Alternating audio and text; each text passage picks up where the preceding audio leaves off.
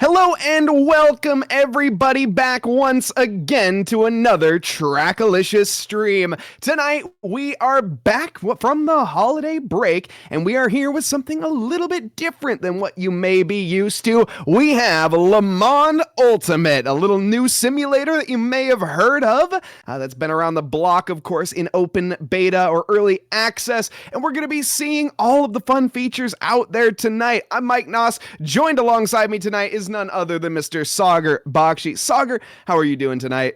I'm doing good, and boy, I'm glad to be back from this long break that we've had, Mike Nause, away from broadcasting, away from the Trackalicious family, and boy, I'm happy to be back. An exciting new series that we have, LMU, Le Mans Ultimate. We're going to be seeing some multi-class racing like none other before, the Hypercars versus the GT3 Le Mans editions, and of course, those cars having specific balance of performance issued to them by the FIA WEC. That's WEC for you, and we'll be seeing how the cars can all deal with each other on circuit.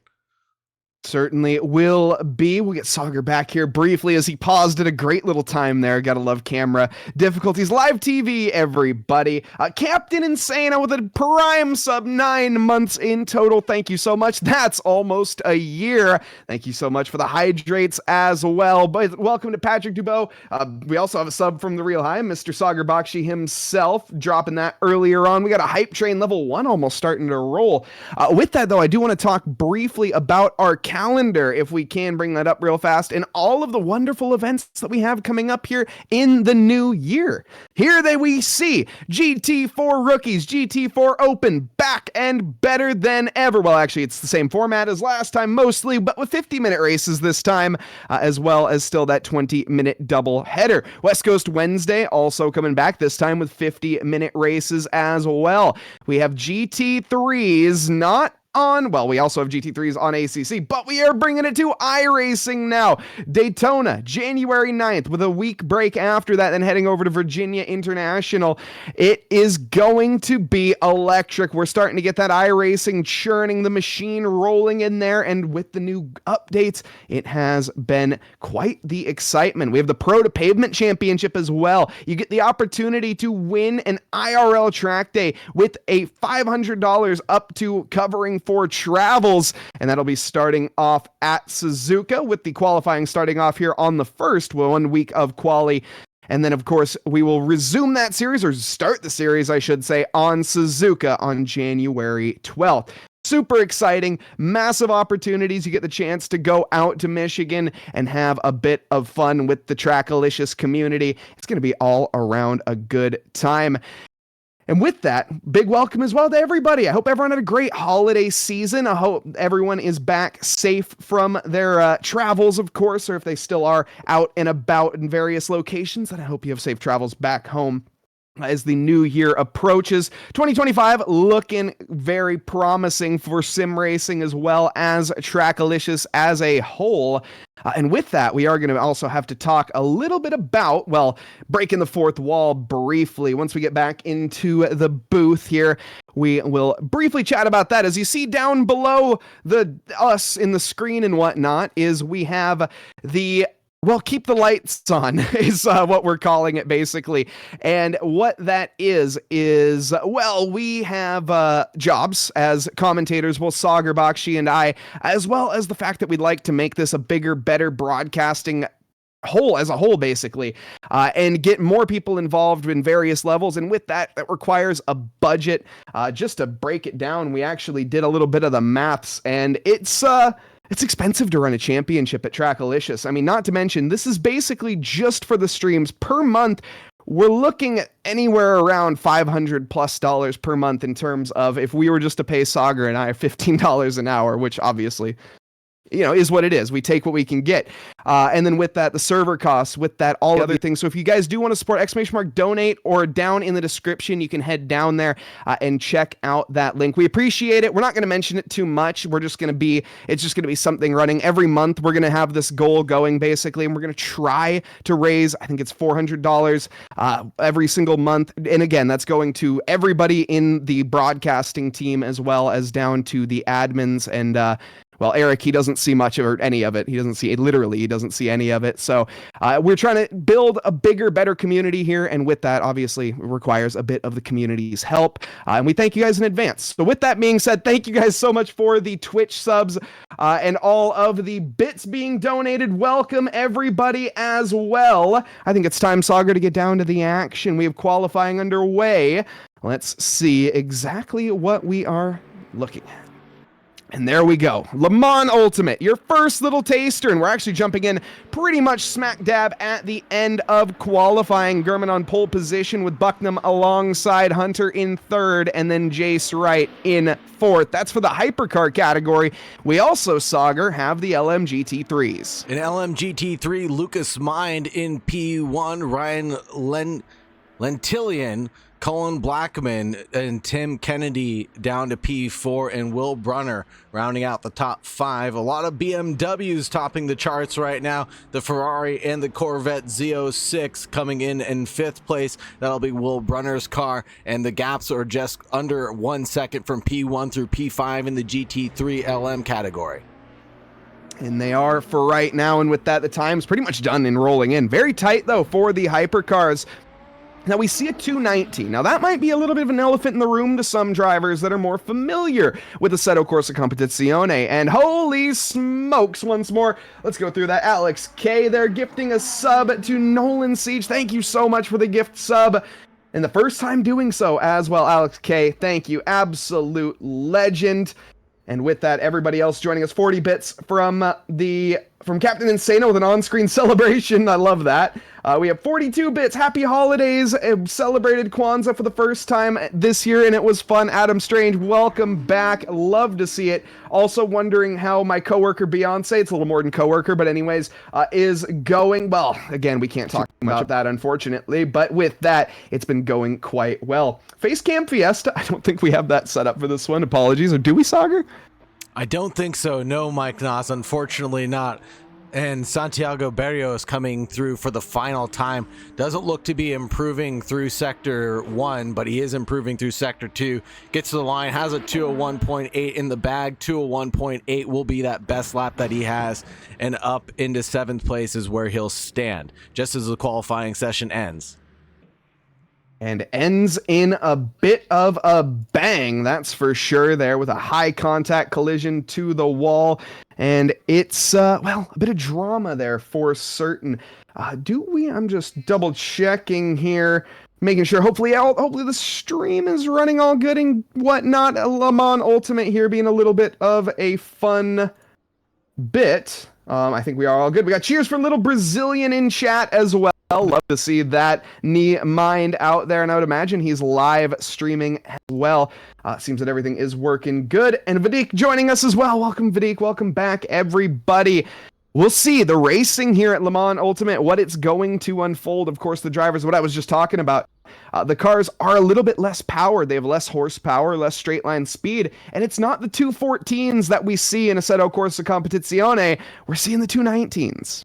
Yeah, 219s that are typically set by these GT3 LM cars due to the BOP, but down into the 2 minutes for some of these GTPs or the hypercars and the LMDH categories. That'll be your Le Mans Daytona hybrids or Daytona prototypes that are rolling around right now, and those times are awfully close between them themselves as we just get ready for the actual race session. We've got just over a minute.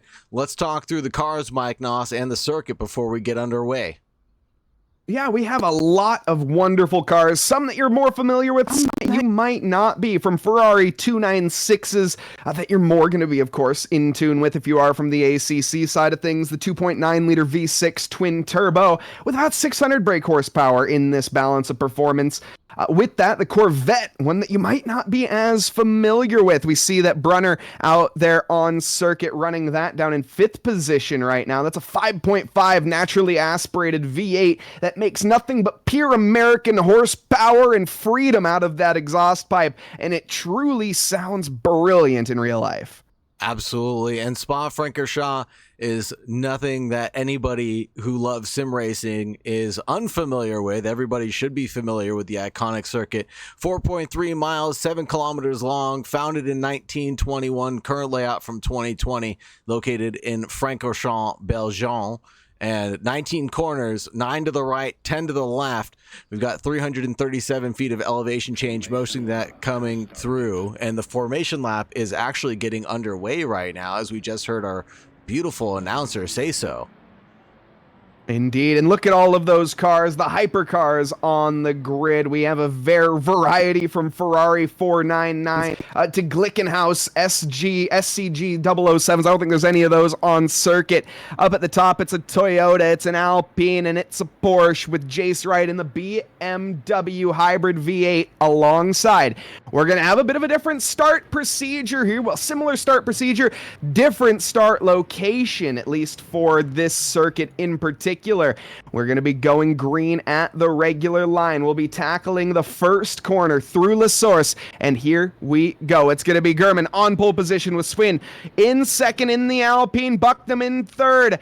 As we get ready to go 2x2, Noah's Ark formation, the LMGT3s in the background with Niemind on pole and Letillian in second. We go green, green, green, and the engines soar on by. Sven off with a killer start. Bucktham getting a bit swamped, though, by Hunter in the background as they go through La Source. Now down the hill towards the Eau Rouge Radion complex. 3 abreast there briefly, but drivers having to back out. That looks like that's Jace Wright and Diaz getting into a bit of a scrap, but as we go through Eau Rouge Radion, we're nip and tuck. A little bit of squabbling, though, at the top of the hill. Now continuing flat out, the Ferrari and the BMW alongside. For now, but there goes a late look from Don Hunter trying to get up into P2, and he is able to get up into P2 in that number 99 around Carl Sween. Carl Sween now under attack from Michael Diaz. Mitchell Diaz now gets his way around, and now there's going to be more three-way squabbling in the background as we get down to Bruxelles, and all of a sudden things are still getting electric despite it being past turn 1 at this point in time. The drivers are still touching each other left, right, and center, trying to find their way forward, and the drivers have decided to not settle things down just yet, Mike. Yeah, that's Jace Wright and Mitchell Diaz going at it right now, giving each other quite the hard time. Behind that, Santiago Barrios looking to pick up any scraps that he can maybe get his hands on. He hasn't been able to, though, just yet. Everybody through the piff path, nice and tidy, and looking on towards the next lap. If we could take a look down towards that LMP3 category and see, or LMGT3, we're going to have to get used to that. That's a new one. The GT3's down there. We see up at the front, that's Lentillian, who managed to get the best of the Brazilian, and with Black behind, that's interesting, the 66 car, looking to see what he can take in the background.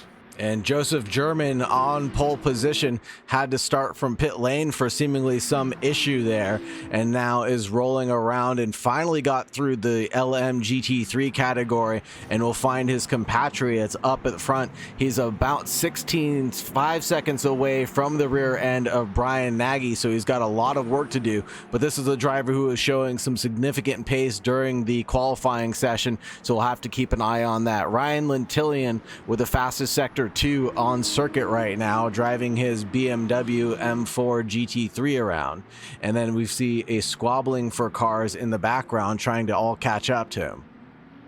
Yeah, a bit of gaps forming here early on. Ryan Lentillian getting the best early, and Lucas Mind, you can just see he's kind of content sitting in the background. That BMW M4 looking very, very menacing, to be honest. It's a very intense, big machine, and those cars almost taking flight at the top of Eau Rouge Radion. This category, a little bit more tame right now as the race goes on. Of course, 57 minutes on the clock. No pit stops required. It's going to be a bit of strategy in terms of when when do you want to push? When do you want to make moves? And Lucas there closing that gap up just briefly. Can he keep it tight through Bruxelles and maybe make a move in a no-name? It's risky. I don't think Lucas has any intentions to go for that heavy risk and low reward moves this early on. Not this early on, that's for certain. We still have 56.5 minutes left to go. We barely got concluded with lap number 1 right now. The leaders are all pretty tidy with each other right now, but let's look at Jace Wright and Mitchell Diaz as they're battling it out for P4 and P5, just separated by 0.2 of a second right now between these drivers. Jace Wright is no slouch of a character himself when it comes down to sim racing, but Mitchell Diaz, a new name to this Trackilicious community, I should say, seemingly putting on a heck of a show and wanting to get a taste of that champagne up in P3. That's about 1.8 seconds away from him right now. Yeah, he's got a little bit of work to do before he can get there, but when you have cars spinning in front of you, it's going to make it even more difficult. Jace Wright looking to get the hurry on for Diaz, but he's pretty much locked up and not going anywhere right now. A bit of frustration, I would imagine, going to be coming out of that BMW V8 Hypercar, the hybrid power as well. That's something we haven't talked about yet, Saagar. These cars, very different to what a lot of the Assetto Corsa Competizione drivers are used to. They have an electrical battery that can deploy energy, basically an entire sedan's worth of energy down the straight, and if you're not careful, you can end up snapping around like Jace Wright almost did. Absolutely. We've talked about it in other streams. Tires lighting up just due to the sheer torque and power that cars have. Now think about it as if you're driving a Formula One car and you had an energy management system that you got to deploy as well on top of that massive torque that you have from your internal combustion engine. Now you have even more energy available to you with unlimited amounts of torque with a battery system attached to that. So hopefully the drivers are able to manage that electrical energy that they have and produce a very good and clean lap time without getting too squirrely. You're absolutely right, though. Jace Wright was getting a little squirrely coming over the top of Radion there, and it looked like he was about to catch a flight like a 747, that rear wing allowing him to do so, but keeping him pushed down to the ground right now is the amount of force that he's driving with, and the gaps slinkied around from 0.2 to around 0.4 of a second. Yeah, and right now, just keeping that gap, as you mentioned, the slinky effect, that's sort of what in Jace Wright's mind he's trying to get over, at least. That's, again, the goal. No plan survives first contact, especially with the enemy, and with this, the driver in front giving him quite the hard time. The dirty air also playing quite the role for these cars, as they are so heavy on downforce. The amount of, I mean, I guess, how do you describe it? Invisible mumbo jumbo, as I like to say, I suppose, that goes on with the sophistication, all the sticky outy bits, all of the little canards and wings and winglets and different divots and ways that the air can flow along these cars. It produces thousands of pounds down on the suspension of that car, and it's making it very difficult when you have less air through the corner. When the car in front of you punching a hole in it can be nice down the start-finish straight. But why don't we take a look down at Lintillion and Lucas Mind, as we have a little bit of a side-by-side fight, it seems, between those two. Lucas looking to get the lead done here early. He's found the moment with 7 minutes complete in this race. He's looking to the outside of Bruxelles. Gets boxed out very, very heavily, though. Or excuse me, that's Pouan. No, it's not. It's Blanchimont. As we go, though, down towards the bus stop, looking late onto the brakes, and Lucas gets alongside, a little bumping and banging, turns left, though, and Lintillion should be able to, no, he loses it, excuse me, as I've got the cars confused. Lucas Mind, your new leader. Lucas Mind, the new leader, leads over Lintillion in that red BMW, but a late look on the inside to La Source. Doesn't really want to act on it in that number 46 of Lentillion's car. Backs right out of it, but all this battling has allowed Tim Kennedy to catch back up. 1.5 is the gap right now, 1.1 back to a couple of other drivers, and then right now it's pretty slip and slide between the rest of the teams right now. About 1 second gaps for the rest of the LMGT3 category, but it's awfully tight here in the hypercar category. We have a three-way battle. Randy Gross, Bruno Castellini, and Osvaldo Costa, all very close to each other on circuit. And now it might be a move down into Bruxelles. No, this is going to be Piff Paff, excuse me, or Stavlot. It's hard to tell without a track map. I apologize, Mike Nause. Trust me, I'm having the same issues, to be completely honest. Against the new simulator, folks, there's a couple issues here and there, and well, the way that we have to view this is quite abysmal, to be completely honest. Thank you very much to the gifted sub as well from Captain Insano to Mr. Blackout. Big shout out, thank you so much. There's a car stranded to the side. That was a Corvette there. I'm not sure who that was, but unfortunate for them. Mind, though, still leading that category. Hunter leads the hypercars with the new Porsche, and Bucknam in the wings. We have a full onboard lap as well. We'll go with a slight onboard lap with Bucknam. Why don't we go with it now, honestly? Now would be a great time to do so. Let's go ahead and check that out, as there is just a couple of tenths separating these two drivers right now. Bucknam chasing down Don Hunter in front, and it's going to be awfully close coming through the Kemmel Straight and now on our way towards Bruxelles. This is the battle for the lead of the race right now. Bucknam is chasing down Don Hunter coming through Bruxelles and on their way to No Name right now. They're going to be catching up to the GT3 category in just 2 laps or so, and we'll have to see how they navigate that in just a due time, Mike Nause. We'll see indeed, and what a brilliant view out of this cockpit as well. Pretty much a single seater. I mean, it looks like there's a second seat. Trust me, the engineer's not wasting any weight there. There's no need for it, so you're not going to put it in. With that, though, look at how close he's getting here through the Fangnas. He's trying to set it up now. Maybe on the exit of the Stavolos, but I don't think he's going to be close enough. It'll have to be a long, long run, though, down the back stretch and down towards the bus stop. That's where the move will have to go. And honestly, I don't see the gap being close enough for Bucknam this time around unless he uses a lot of that push to pass. Yeah, and unfortunately, I believe he's already used that push to pass or that virtual energy that's been stored up. You really want to use it in those low gears coming out of corners and closing down the gap deep on the brakes, though. Did a tremendous job of doing that, and the car basically turning itself off as you heard the hybrid energy system basically roaring itself away. And then now Jake Bucknam now closing down again at the entrance of the La Source, and he's doing a great job of keeping this car calm, cool, and collected right now. I thought we'd see a lot of squirming. I thought we'd see a lot more uncontrollability, but Bucknam's doing a fantastic job keeping the car underneath him. As loyal as a Labrador right now. Is it going to stay that way? This is the most violent part of the circuit. You can see through the compression and back up the hill, this long, long run until you reach the braking zone and have to go as hard as you can. The longest braking zone on the track.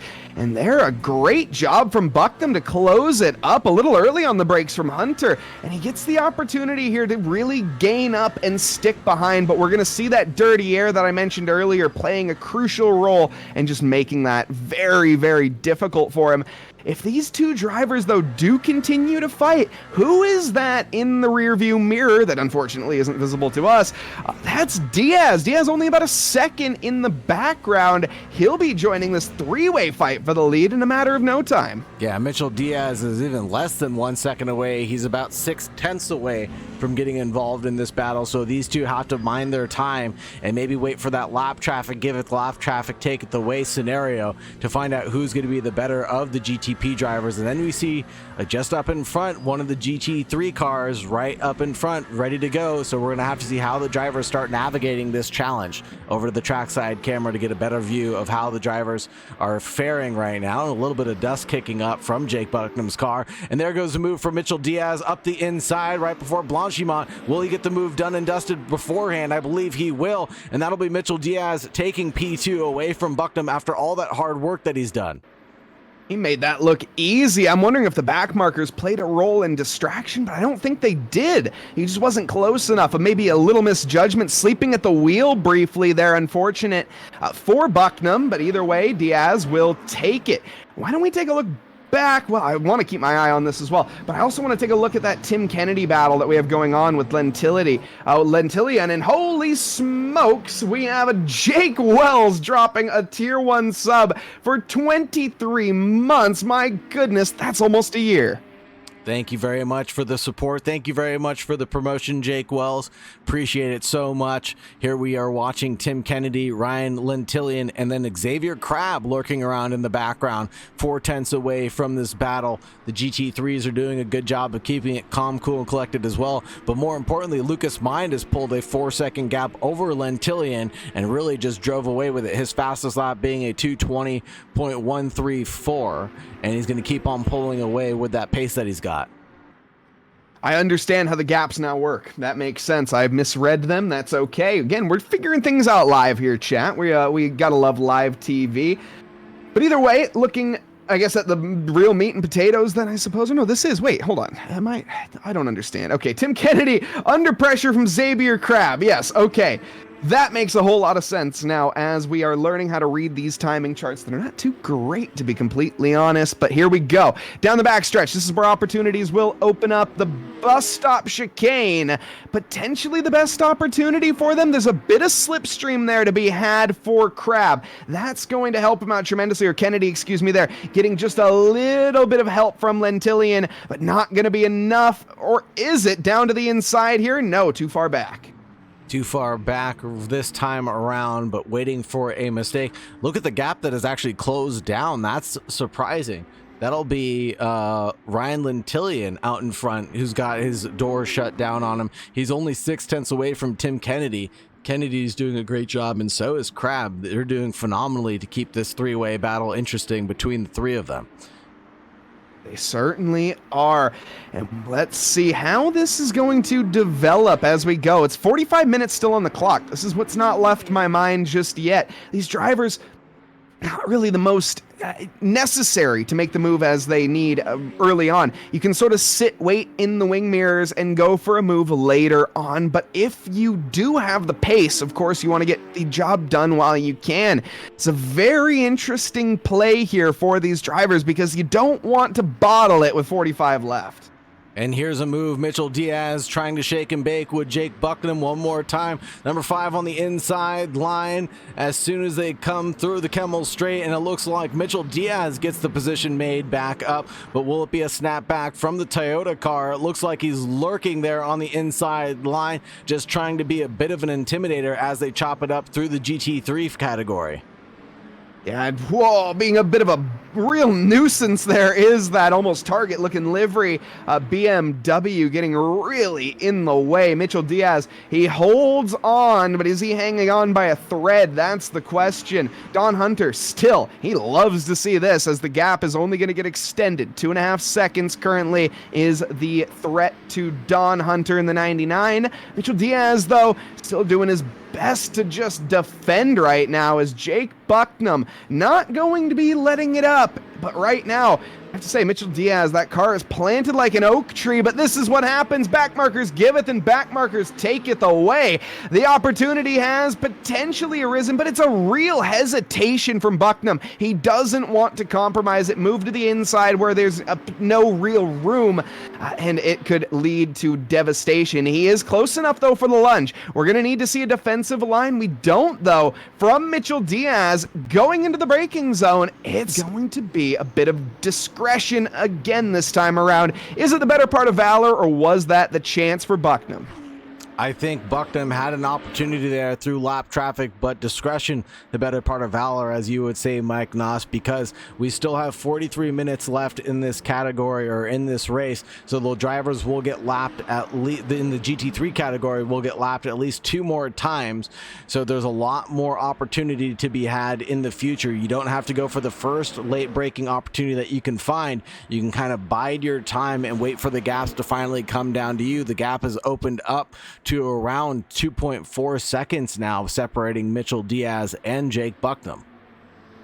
Yeah, and if you're Jace Wright right now, you can, holy smokes, or if you're Santiago Barrios, going side by side with Carl Sween, down around the outside, the long way around, a bit of a slip and slide for the Alpine, but the BMW, Santiago, takes that one with both hands. Nicely done. Carl Sween, though, looking to still take a nice little bite out of the back end here of the BMW. Back markers getting involved, and M4 cuts off the Alpine, but there's very light contact, a weaver of almost frustration that looked like to me from, was that, again, Casladini? No, Sven. That's Sven. My apologies there in the background.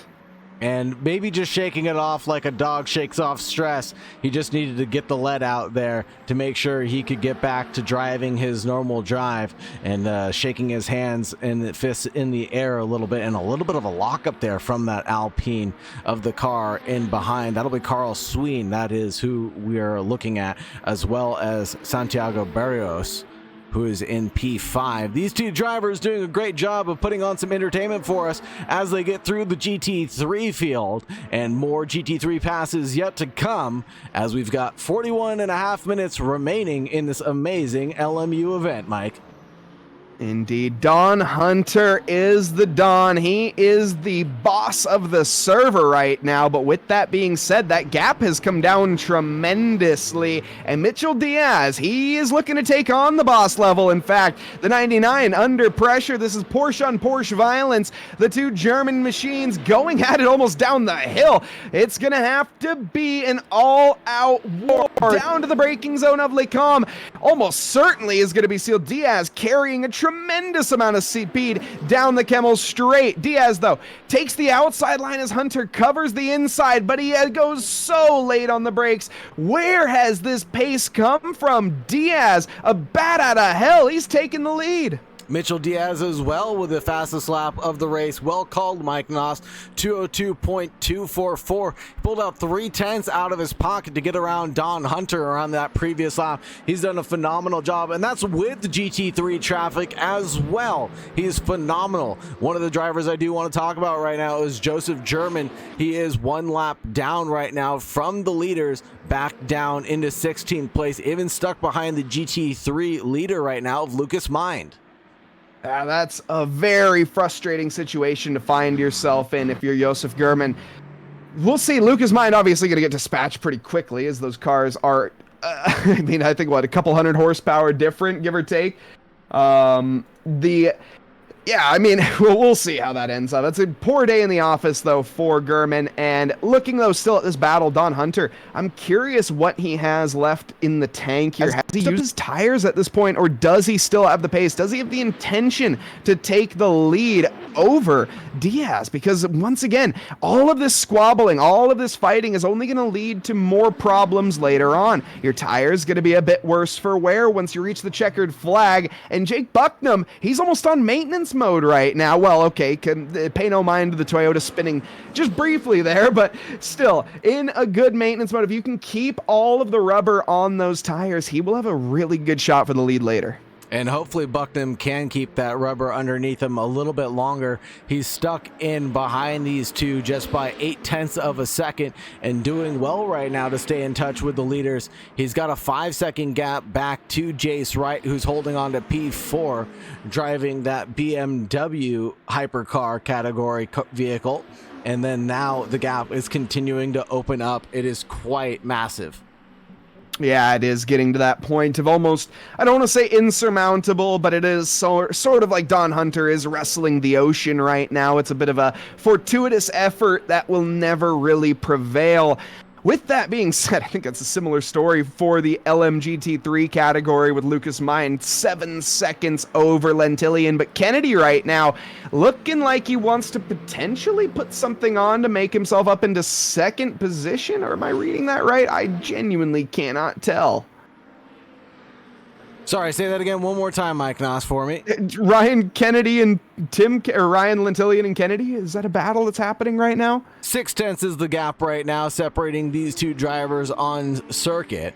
So a little bit of a battle has been brewing. Fast lap coming out for Lentillion, his best lap being a 220.2 compared to Tim Kennedy's 21.0 right now.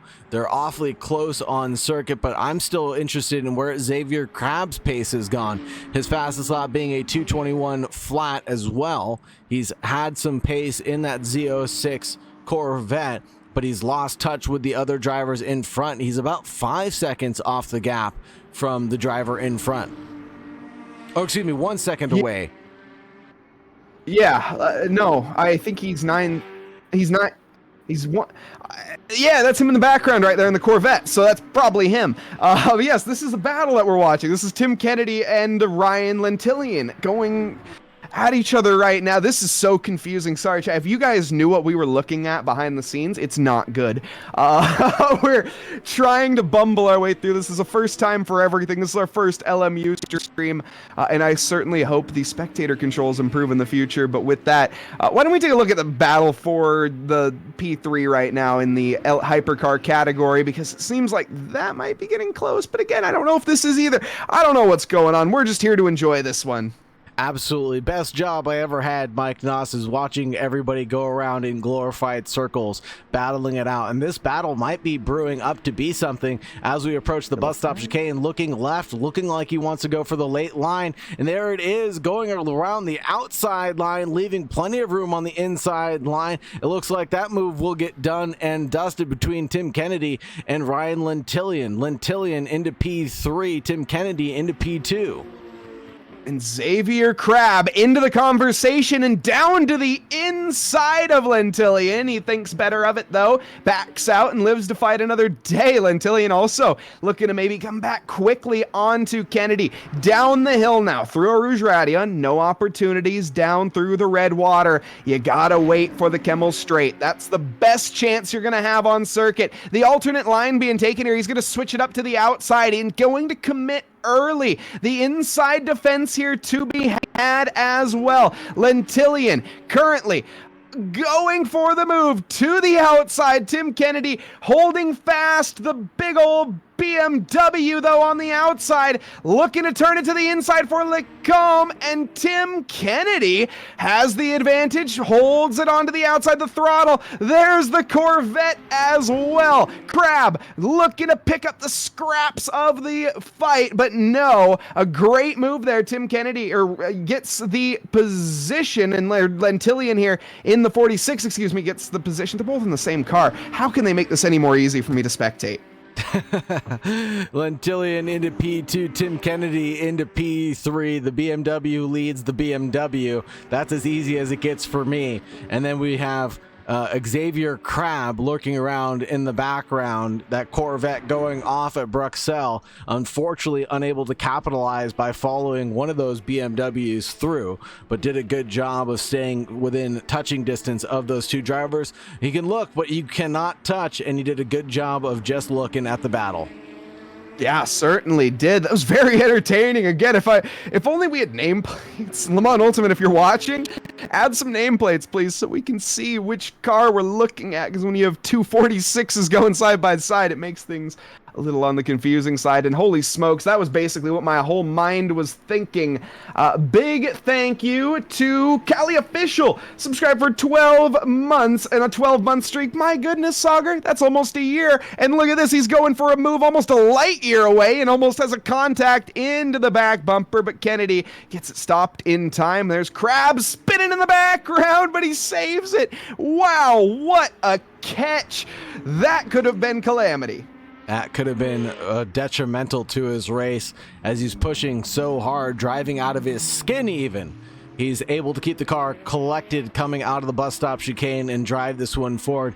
He is now 1.7 away from Tim Kennedy and Lentillion right now, but at least he's driving away with his life and his car intact at the very least. Yeah, he's just happy to be here right now, I think. That was a heck of a catch, to be completely honest. And with that, I think the fight between Bucknam and, well, Lentillion actually looking to maybe, Kennedy still looming now. It's turned to 6/10. Okay, we have a gap battling for, let's take a look at Bucknam and Hunter. Yes, indeed, on screen right now as we take a look. This is Bucknam in third and chasing down Hunter currently directly ahead. Let's just keep that other HUD up. This one I don't like.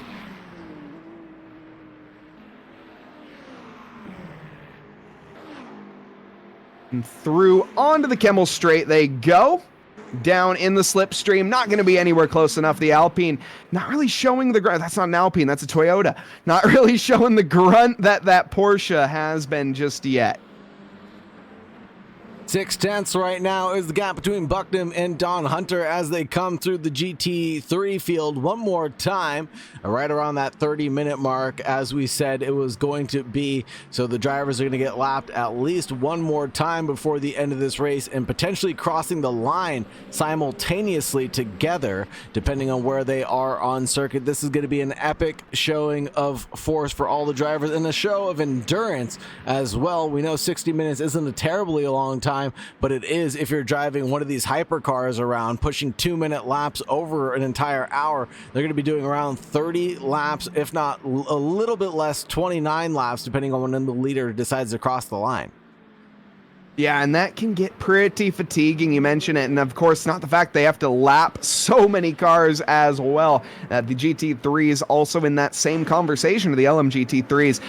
The hypercars, though, they're quick, they're lightning, and they don't really take too much time on Spa. Now, the thing is obviously there's more tracks to be had. We have Le Mans up next, not too many issues for them either. Sebring, that'll be an interesting one. Bahrain, also with Monza. So actually some fairly easy overtaking tracks when it comes down to it. Of course, we do run the IMSA calendar, so we get to see some new circuits that you're not quite used to. If you watch the SRO calendar, that was a bit of a moment there for Bucknam. He's pushing quite hard at this stage. Might be looking to a move into Les Combes. Let's see, though. Down the hill they go. Down the hill out of La Source, it's pretty neat and tidy for these two drivers, Bucknam and Don Hunter, single file line coming through a Rouge right now, and then up the hill through Radion. GT3 traffic giving it away, and now the gap has come down a little bit closer than it should be due to that GT3 traffic. I think that Don Hunter let off the throttle a little bit, allowed Bucknam to close down the door just a little bit, looks to the inside line into the braking zone, doesn't want to act on it just yet, allows Don Hunter to survive for one more lap. Not close enough. The issue with these cars is one of the things that makes overtaking pretty easy is having a long braking zone. These cars don't. They have a very short braking zone. They are very good at what they do in getting the car stopped. Also, just want to take a moment to thank everyone that's joining us. C16H18N20 we got that one.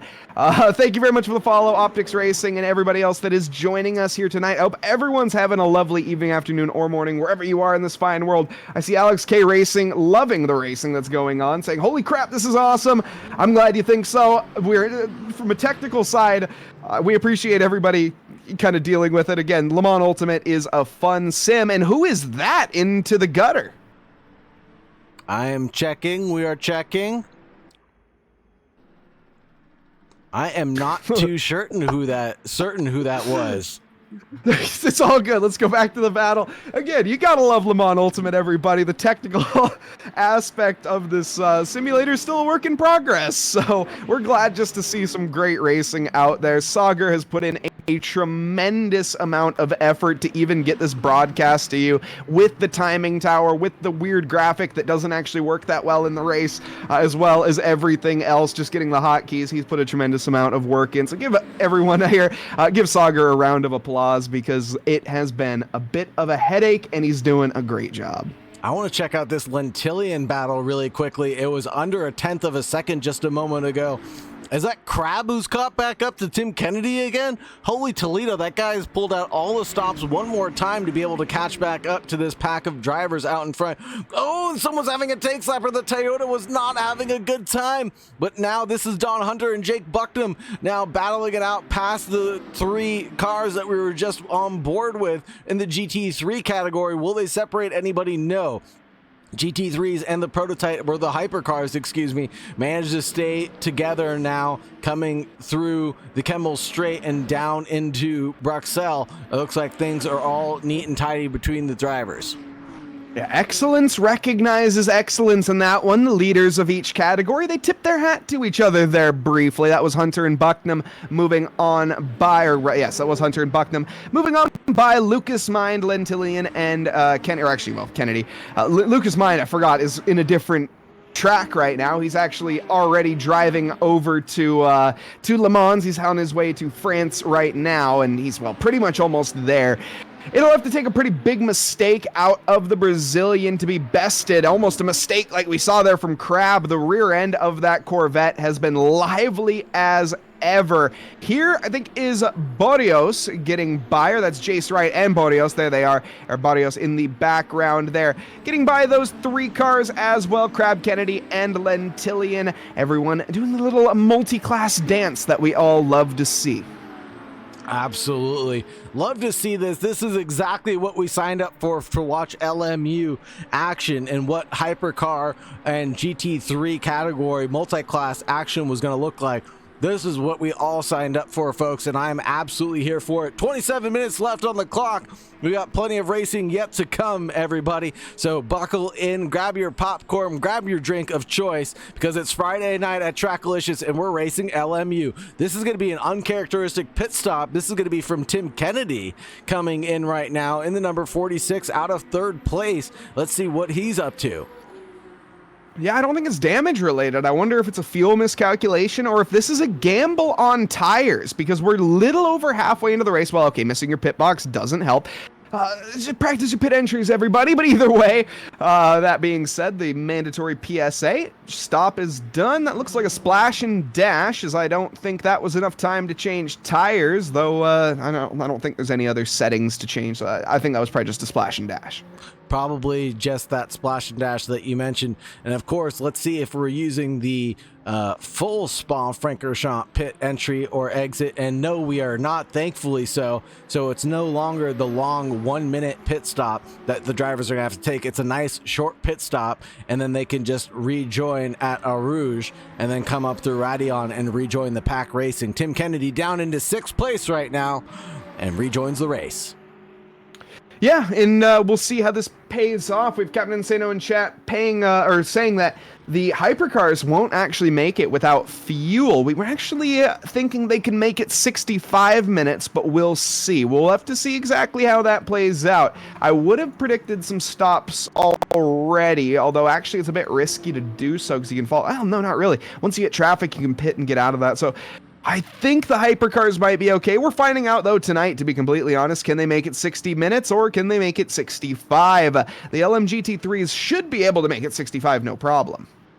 That car that dropped out of the race into the gravel area, that must have been Mitchell Diaz, the number 5, and he is taking a DNF for round 1 here at Spa-Francorchamps as he tumbles down the order in front of my very own eyes. He was in that battle with Bucknam and Don Hunter for a very long time and unfortunately ended his race early.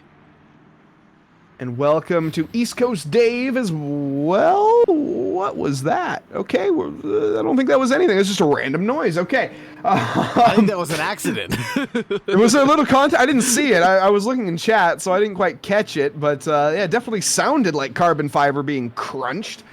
But welcome, everybody. I see Alex K saying that it's normal to make a pit stop because the virtual energy won't last a full hour. Now, I'm going to be completely honest. I can't confirm nor deny that. Chat, is Alex K correct on that? I'm very interested if that is the case. That sounds accurate now that you mention it, Alex K. I believe he's not mistaken. 65 minutes should be the length of fuel for the GT3s, and I misspoke earlier. Probably 55 minutes or 50 minutes for the prototypes or the hypercars sounds more accurate. Alex K, let us know what your experience has been, because we know you've been driving or watching LMU races for a lot longer than we have, that's for sure. Yeah, clearly, Saagar and we did some homework coming into this. We didn't do enough. As it turns out, there's a lot to talk about with the new simulator, and there's a lot of features that we just don't quite know. And so, yeah, we'll be seeing. Is it fuel? Is it energy? I don't think, do wet cars in real life pit for energy? That doesn't sound right. So basically what the allowance is in WEC, if anybody's unfamiliar, is that you get a combination of the two. You can use X amount of hybrid energy and you can use X amount of liters of fuel per an entire stint. So the virtual energy is how much energy in total that your car is consuming throughout a stint. So that's why we call it virtual energy, because it's a hypothetical situation that we're looking at is, what is your car consuming? What is it outputting? And it's also looking at the performance of the vehicle to determine what your actual consumption between the hybrid energy system and between the internal combustion engine. What are you outputting output wise, horsepower and kilowatt hours wise? So that's why it is a virtual energy system, because it's a combined measurement of factors. That makes some more sense. I'll be honest, I'm a WEC noob, so that's just what it is. And people point out, trust me, I fully believe Alex K. I just, want a second opinion, as always. It's never a bad thing to have a second opinion. Because I fully believe it. I just, again, don't know myself. I am ignorant, and I would like to not be. So please inform me. A little flashy of the headlights there, as we have a bit of a song and dance in multi-class. That's Crab and Lentilian getting, whoa, as we see the Hypercar diving into pit lane, nearly cutting the nose off of Lentilian, forcing him to jam on the brakes. That almost gave Crab the chance to make the move. In fact, it's going to give him a chance to at least think about it. Looks to the outside of the source, tries to switch it back up, but I don't think there's going to be any dice to be found on this one. A little gravel picked up, though, for the road on the BMW. Is that enough to unsettle him? I don't think so. Crab, you might want to back out here. And Crab does heed your advice and your warning, files in single file line coming up the big old hill, and that's the smartest thing to do. We still have 21 minutes left in this race. Anything can happen. The driver is still shaking and baking for position, though. Xavier Crab looking like he's going to get a secured third position right now, as we did see Tim Kennedy dive into the pit lane, potentially getting that fuel strategy wrong. I have to say, Saagar clearly, yes, he did do his homework. And we'll see, the fuel strategy playing a role here. Again, didn't have that one written down in my handbook here tonight, so that's a whole nother variable to throw in. And with that, let's see how the pit strategy plays. Obviously, you're going to get thrown into traffic and into mixed spots. You need to pick your window, pick your chance. And when is it? Do you go early? Do you go late? I'm assuming you don't take tires. There's no real need to. But with that fuel, with the virtual energy being a variable, I don't know, to be honest. I can talk about it all I want. I just don't know. Let's actually go on board, if you don't mind. Well, I want this battle to end. Well, I don't want the battle to end. That's number one. But I do want to take a look at what the virtual energy consumption is from some of these drivers. We'll be able to get an onboard look at that here in just a few moments once the dust settles between Xavier Crab and Ryan Lentilian. The gap is around 0.3 of a second right now, separating the two of them. I think this is a good time as any to check out what the onboard looks like and see if we can see what the drivers are dealing with as far as their virtual energy system.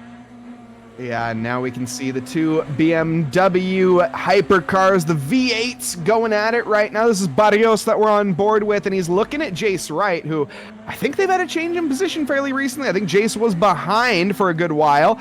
And look at honestly, this brilliant HUD. We get to see the gears that they're in, get up to fourth gear here, up to fifth, and then more than likely hold sixth here, down 2 gears through. Shows what I know. Again, haven't driven this simulator yet. I don't actually have it. We'll have to get that done and dusted soon. But look at how brilliant this is. Why don't we just take a little bit of a oh, no, we're not going to take a listen yet. Is the move on for Barrios? No. Let's take a little bit of a listen, though, for these Hypercars.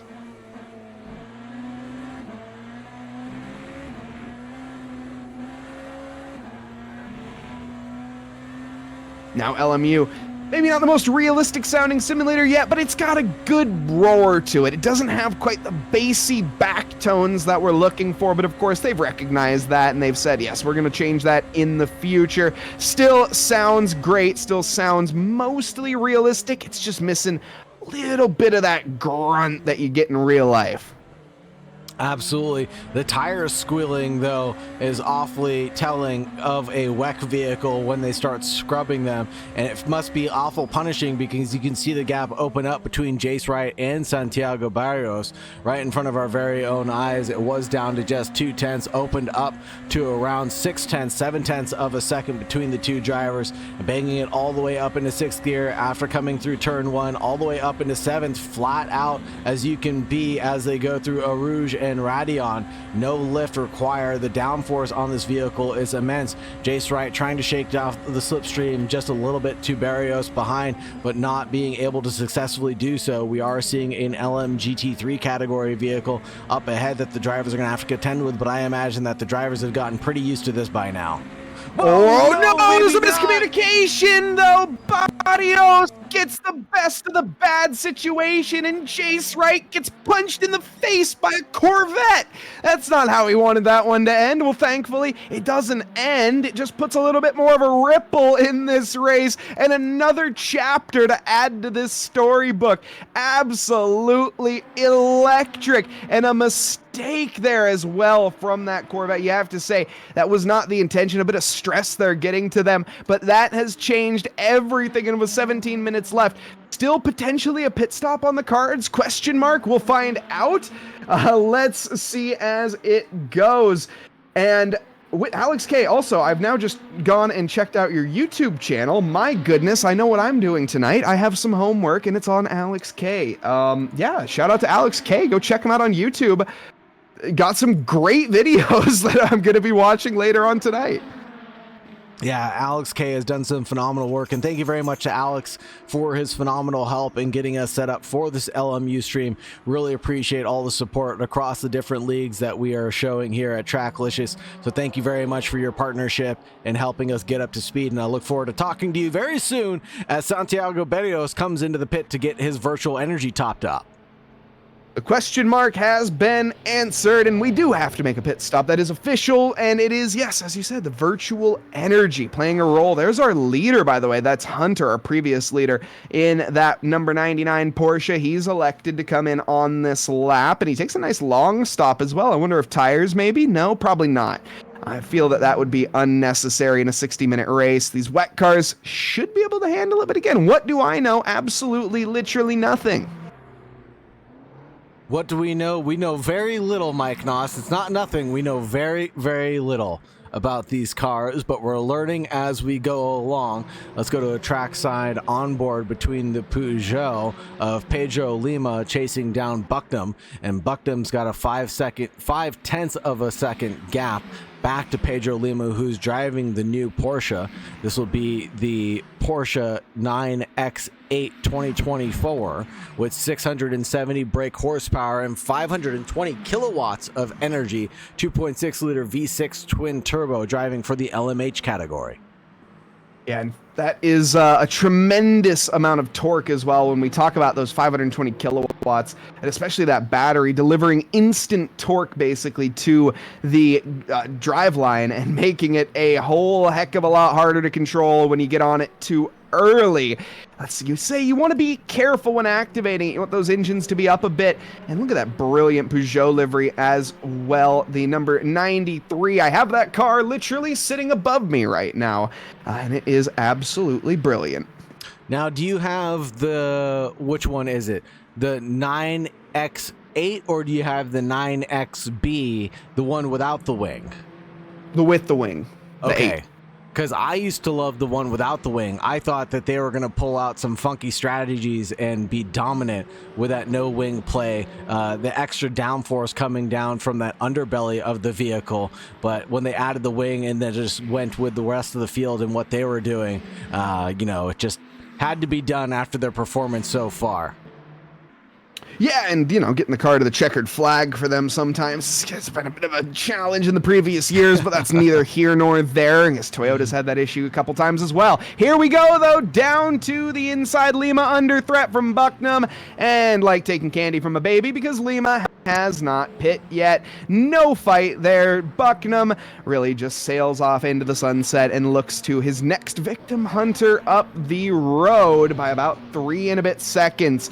He's got work to do, and looking at his lap times, he was last time around I don't know previous lap times. His best lap, though, is going to be slightly quicker for Don Hunter. And side by side, oh goodness, a big squeeze from Jace Wright. Barrios getting squeezed like a lemon. He goes off the circuit, keeps his foot in it though, and looking down towards Lake Como, we could have another move on. He's a little far back though. With the slipstream, he's gonna have ERS active. Late dive bomb? No, a smart decision there, but a very aggressive overtake there for it was Barrios, excuse me, that got by.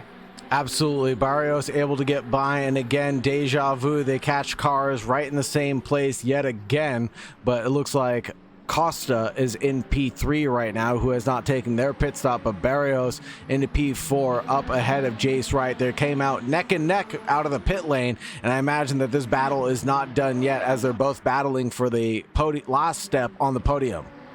This is an unceasing top that we're looking at ever since the green flag. These two BMW number 15s, or well, number 20 and number 15, but the exact same livery. They've been locked horns pretty much the whole time. And looking to continue that trend. Jace Wright now on the back foot. Barrios has been on the back foot before, and he's led before as well. Both drivers really kind of, they give each other the real drive, that's for sure, to put it lightly. But they just reel each other in, hook, line, and sinker, and I think we're seeing exactly that once again. Jace Wright using the slipstream now as we go down towards the bus stop. Is he going to make a lunge to the inside? He's a little far back. That's Bucknam as well. That's Costa, who's going to be coming into pit lane almost certainly. Yes, indeed. He has not pit yet, and he takes the cone with him. Absolutely. Just a terrible, an animal. Costa, come on. Cone lives matter. Let's see, though. Down to the first corner. Jace Wright, not going to find it. Not going to find it this time around, but this will be a run down towards the Kemmel Straight and towards Les Combes. I can only imagine so, as Jace Wright's been looking for a move to stay close with his compatriot of Barrios so far. And there's Carl Sween lurking in the background, 1.5 seconds away from joining this three-way battle for the third step of the podium so far. Jace Wright not close enough this time around, won't be able to get close enough to Barrios, and Barrios doesn't even have to close the barn door, leaves him wide open, stays on the racing line, and says, I know I've got the pace right now, and that's all that matters. Yeah, not going to be going for too heavy of a move just yet. Still with 10 minutes left, Jace knows he's got to save whatever he can. Any energy, any tires, and any fuel. And he's going to use it in those final 3 minutes, really on the last 2 laps. Give it the beans. Give it all you can. And until then, try your best to maintain. Need to keep it on the best behavior, because if they start battling, Sven is going to be there very quick and looking to gain over those two and find himself on the bottom step of the podium. I think the top 2 steps are pretty sealed at this point. Hunter and Bucknam would be pretty hard-pressed to find themselves losing that shot. But everybody else here at this bottom step, the 3rd position, it's completely anyone's game right now, especially when you got back markers holding it up, some BMW on BMW violence, and well, you never want to see that. No, especially not between categories either. The BMW in the hypercar category able to thread the needle through that BMW, but Jace Wright was able to just follow right on through. Jace Wright now looking to the inside line, potentially into the bus stop chicane. No, does not want to go for a passing opportunity here, and this will open up the door. That is Sween looking in the background. He is nice and close in that Alpine, chasing down the 2 BMWs in front. And AV6 Scott, a tier 1 sub for 23 months as well. My goodness, that's almost a year. Thank you so much for your continued support. Welcome, everyone. It's such a pleasure to have everyone here. I'm glad everyone's enjoying the Le Mans Ultimate stream, one of the first league races out there pretty much. And thank you very much as well to Staggersy Lily for the follow. Welcome to the team here at TRACKILICIOUS. Again, thanks to everyone for tuning in. The new sim on the block. It's Le Mans Ultimate, and we are here, and we're going to be back every week as well. And back every week for the next 5 weeks in a row as we battle out through this championship, following the WEC calendar as closely as possible. Of course, we've got a couple mix-ups, but this is all mostly free content, folks. So if you want to find yourself racing in the LMU series here on TRACKILICIOUS, go ahead and put yourself on the reservations list for the reserve driver list, I should say, of this series. And if anybody decides to drop out, your name name could be called, and you could find yourself on a Trackalicious stream hosted by myself and Mike Nause, the famous Mike Nause. Yes, that Mike Nause. Okay, that's, I mean, you know, thank you, I guess, but, he's selling a little bit much there. Either way, let's see this battle as it's getting sold to us quite nicely. Jace Wright, he lost some pace, but now with a back marker helping him out once more, he gains up. But wow, Jace Wright is wrestling an octopus right now in that BMW, and he's seemingly struggling to control it. I think Barrios at this time has the edge, but of course it's racing. Anything can happen, and it normally does. Here we go again. Lap traffic giveth, lap traffic taketh away on the inside of the bus stop chicane. Who's going to be making that move on that GT3 LM? Both drivers able to snake right on through, but Jace Wright stuck to the outside line, unfortunately, losing out a little bit of pace throughout that second corner of that bus stop.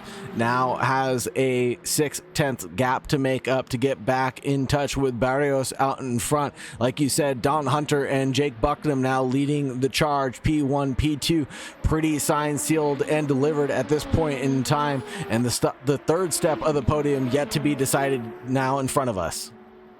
Yes, indeed, and it's a continuing song and dance, but Barrios right now holding it down. We do have a choose who to watch on Lucas Mind. Why don't we get a little Lucas Mind on screen? I don't see any battling going on with him anytime soon. He is pretty much just driven off into the country sunset, and there we can see nice and tidy from Lucas Mind, the number 31 Team WRT driver. Hasn't really put a wheel wrong yet. He's 30 seconds over Letty, but I don't think Lucas has pit yet. He still needs to come in for his one stop. And beyond that, well, again, he's just kind of gone. I don't think there's any other way of putting it. Absolutely. A 30-second gap to the car behind of Letty is going to be pretty insurmountable to overcome with just 6.5 minutes left on the clock right now. And then Xavier Crabb into P3 already, was able to get past Tim Kennedy, Drew Burkowski, Hang On Sam, Colin Blackman, Ryan Lentillion, One Bigley, and Alan Tanner being the rest of the GT3 category. And also a couple different cars with some DNFs, unfortunately, but most drivers making it down to the checkered flag. Let's take a look at that battle once again between the two at the front, Jace Wright and Barrios. This is the closest battle on circuit right now. Yes, it is. And also Carl Svin, he's joined the conversation as well, pretty much. Well, he's at least was briefly. As we have more back markers and more squabbling like this, Jace Wright here almost going for a move on the outside, and he has a big wiggle. There's Carl Sven now firmly in contention for this bottom step. And now the three drivers all nose to tail right now. Jace Wright 3/10 away from the car in front. Yellow flags are being waved on the circuit somewhere on track, but that won't affect these drivers and their eagerness to make a passing opportunity viable for themselves. But they're all nose to tail coming down the Kemmels straight. It'll be hairs separating the three of them. ERS being deployed as much as possible to top out these cars as they come down into Lacombe's, and no moves to be done this time around, Mike. Yeah, we'll see how these drivers manage it. I mean, I think you bring up a good point, is using as much DRS or using as much ERS. I don't know if that's the strategy. If you don't need to use it, don't use it. If you have the slipstream, if you're Jace Wright, you don't necessarily need to use your battery all the time, because Barrios is going to need to in order to stay ahead. You can just use that toe, force him to use the energy, force him to make more of the work as he's punching the hole in the air for you, and you can benefit off of that. Maybe maybe not lift and coast. If you're going to be already trying to not use ERS, you're going to have to brake pretty late. But either way, the strategy here for Jace is very interesting, and he's going to need to manage this down to the very end. It's about less is more, I think, for him. Absolutely. A little less pushing and a little bit more carefulness is really all that I can say for Jace Wright right now. But there is the lack of care being given as he finds himself dipping a wheel off into the kitty litter, and that'll slow down his run coming out of Stavlon and in through Blanchimont. The gap is bigger than we've seen it in a while now. He was going to have a nice run into the bus stop chicane, but now unable to do just that. Unfortunately, this first time around, but we still got 3.5 minutes left to go. Don Hunter coming over the line just about 30 seconds before these two drivers, so we will get this lap plus 2 more by my counts of it. Yeah, you're right. Yes, because the lap times are that quick here. No, we're gonna get just 2 more laps. This is the penultimate lap. No, penultimate lap. You're absolutely right. 2-minute laps. I'm thinking Formula One cars. Okay. Yeah, so the penultimate lap has begun. This is where I was mentioning where Jace Wright needs to really start getting ready to pull the cork here and go for it. Get the hammer down and make the move ASAP. That's what he needed. That back marker helped him out tremendously. I know it didn't look like it, but what that did is that got Sven off of his tail. He now can focus on the prize ahead. Keep your eyes on the target. Try your best as well just to keep it locked on for as long as you can. There's no real moves in this sector. These hypercars, they're so wide and very, very tough to make a move through these tight, twisty, windy bits. You have to be so commanding on the brakes, even have a little bit of overspeed, and it's a lot of strategic driving. Behind, we see Sven driving like a madman and trying to lock up every corner. He's trying to keep up with these two. He's doing so, but only just. But that's still what he needs to do. Just keep within that distance. Keep within conversation, because if these two have a moment, he's there to claim. Jace Wright thinks about the move to the out. He doesn't commit, though. And as we go through the Fangnas and into the Stavolos, I think he's going to be sealing this up for the bus stop. Absolutely. He's again closer than he has been in a long time. Hopefully not getting into the kitty litter one more time as he almost dips a wheel off the track. He's able to close down the door a little bit now through Blanchimont. It's nose to tail between these two drivers, separated by just about nothing.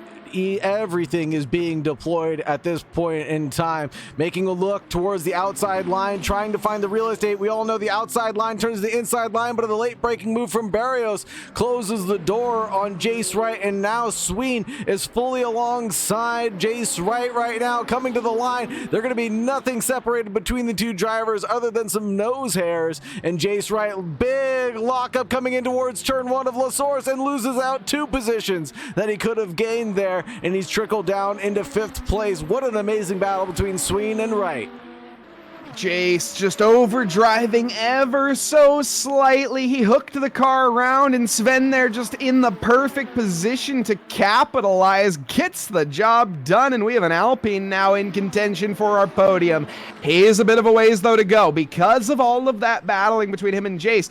Well, I say that and then closing up quite quickly now. Jace, he's not done just yet. In fact, wow, a commanding lunge through Lecombe to gain up very tight. That was a fast in, slow out approach. Not quite gonna work out long term, but the short term is all you care about. This is the final lap. This is the last time around the circuit, and when the getting gets tough, you gotta get the getting going. I don't know what I'm saying. Either way, Hunter leading this race. He's gone, not in this conversation. Neither is Bucknam. Barrios, I think he may have done it. He's a little bit ahead right now. The Alpine not able to keep up, but just in the background. Any mistake from Santiago will be the end. It will be the demise. But now through the Fangnas, pixel perfect as ever. The Alpine, we've seen it be overdriving on the previous few laps. Not this time. Goes through nice and clean. Now with a little bit more of an acceleration left, the back stretch, the last opportunity, the bus stop chicane, and I don't think we're going to be close enough. We're going to try anyways. The long run down flat out, the sparks flying off the back, the slipstream playing its crucial role. It looks to the inside, looks to the out, doesn't know where to go. The Alpine picks the racing line. Is Jace gonna capitalize? No. We enter the chicane and we exit it the same. Hunter takes the victory, Bucknam in second, Barrios takes home third. Wait, we have another lap, don't we? I don't believe we do. I could be mistaken, though, as Don Hunter seems to be. No, it's a checkered flag. There's a checkered flag already. Yeah. Okay, never mind. That was official. Okay. Jace Wright separated by just 0.2 of a second there at the line between the two drivers, or less than 0.2. Lucas Mind in P1 for his category, Victor Lett in P2, Xavier Crab in P3 right now, as he's battling out with someone on circuit with this amazing trackside camera of the trees. in this beautiful forest, but I want to see some racing action, please, and thank you, Le Mans Ultimate, for helping me find the action on track. Again, big shout out to Saagar Bakshi and what he's done to get this stream to happen. Everyone give him some love. Yeah, Le Mans Ultimate, everyone. It's a simulator, that is for sure, and it simulates a bit of frustration for our broadcasting team.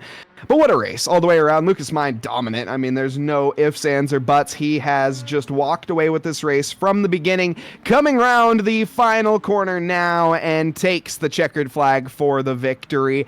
Not much of a contention. And for second, similar story, Leti in the BMW, also going to be 34 seconds behind Victor, though. Great drive all the way around, has a Porsche behind, that's on a different lap. He's going to unlap themselves, and Victor here maybe managing fuel, I'm not sure. It didn't look too... Why is that Porsche so fast? I don't know. I was wondering the same thing of how that Porsche was so fast around this BMW. Maybe letting it go here towards the final lap because he knows he's got a 5-second gap ahead of Xavier Crabbe behind, but that gap's not coming down too dramatically between these drivers. But that Porsche sure was fast, wasn't it? It really was. That kind of caught me off guard. I was looking, I'm like, this is not a hypercar. Who is that? And I don't know. But either way, great race all the way around. Lucas Mind in chat. GG, guys. GG, Lucas. Obrigado for taking part in this championship and a brilliant drive all the way around. Xavier Crabbe takes home third position in the Corvette despite the efforts. Honestly, it was a hard-fought race for Crabbe. And a podium is well, he deserves a pat on the back for that. Tim Kennedy in fourth with Drew Burakovsky in fifth.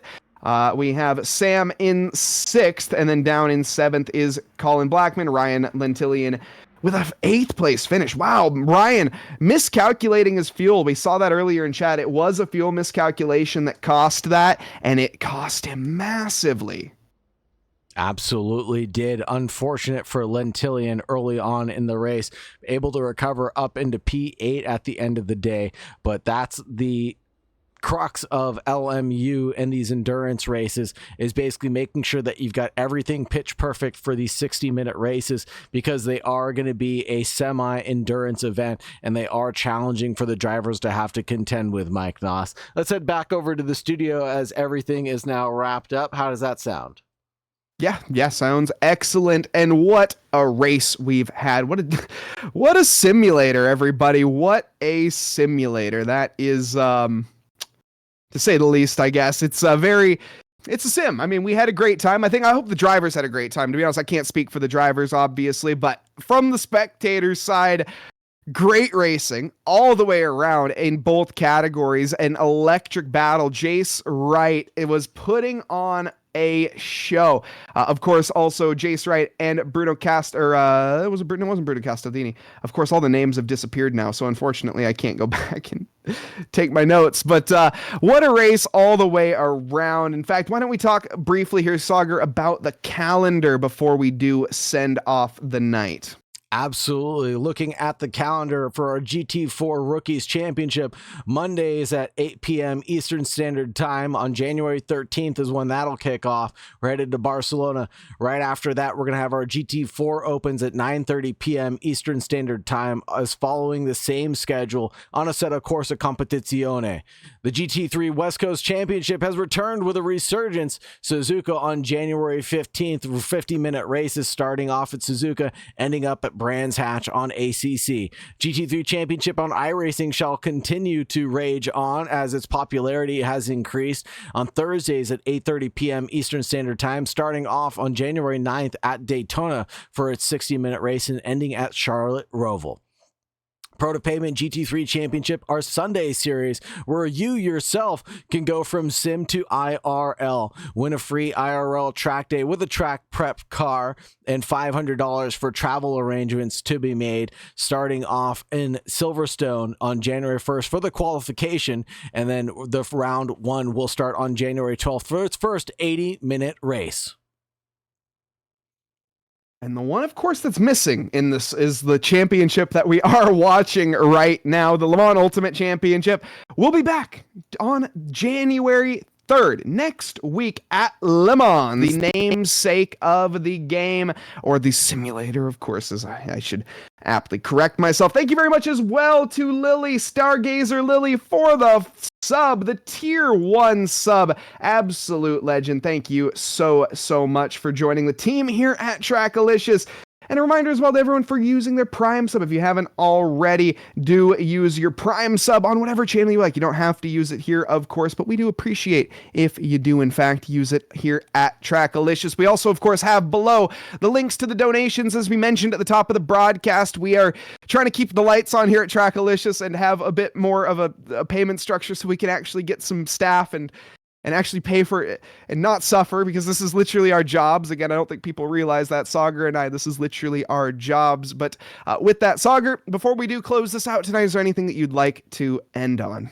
What a phenomenal entrance to Le Mans Ultimate. I'm looking very much forward to next week at Le Mans, the namesake, as you said. It'll be very exciting. But thank you very much, everybody, for joining. Thank you very